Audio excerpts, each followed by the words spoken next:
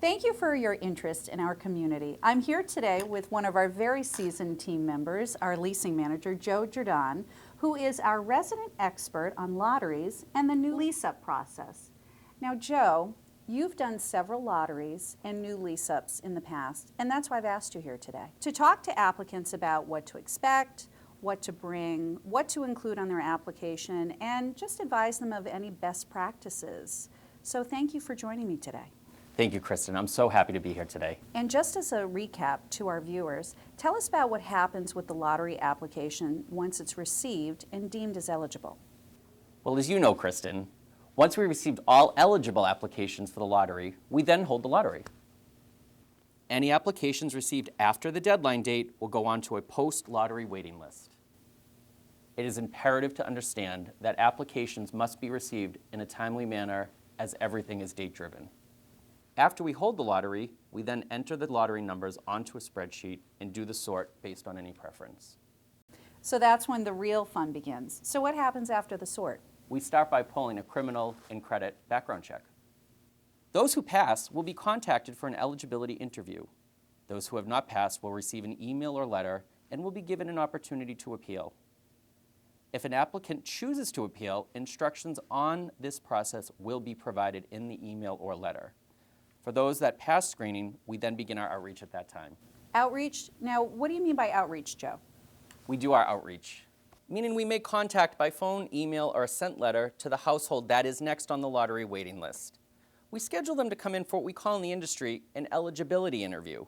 We typically interview several people to ensure we have a qualified household. And Joe, can you expand upon what is an eligibility interview? Sure. An eligibility interview is when an applicant comes in for their scheduled interview to collect forms and signatures on specific documentation needed for the file. A document checklist will be provided prior to the interview. It is very important that the applicant follow this checklist very closely. The more prepared they are, bringing the required documents, the better. This will help expedite the process. So based off of following the checklist and bringing in the appropriate paperwork, what else should applicants be mindful of? It is really important, Kristen, that all paperwork has to be current. I want to really stress the importance of bringing the most recent bank statements, award letters, and pay stubs from all sources of income for all adult household members. Additionally, every household member needs to be present at the time of the scheduled interview. So Joe, it seems like there's a lot of paperwork needed. What else is needed at this point? So if there are any questions prior to the interview, please call us. We are here to help. It's best to call us before the interview in advance to iron out any issues, problems, questions you may have prior to your interview. So Joe, you've met with your applicants during their scheduled interviews. They've brought in all their current paperwork, they've signed a bunch of forms. What else happens from here? From there, we mail out all third-party verification forms and wait for them to be returned. Once they're received, we will process the file to determine if the household's income falls within the limits of the program. If we deem the file incomplete in any way, we will reach out to them for assistance in gathering additional information. Once we have all the required documentation needed for the file, we then send it to our investor for review and approval. If approved, we then schedule a lease signing. So then, what is the estimated turnaround time if your office has all the needed paperwork in the file? So if our office has all the required documentation needed for the file, it typically takes 1 to 2 weeks. So bring in that paperwork, Joe, huh? Anything else that they need to know?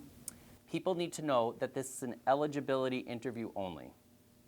They should not give notice to their landlord until their file is approved and a lease signing has been scheduled.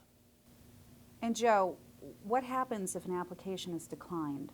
If the application is declined, our office will contact the household to discuss the reason or reasons for the decision.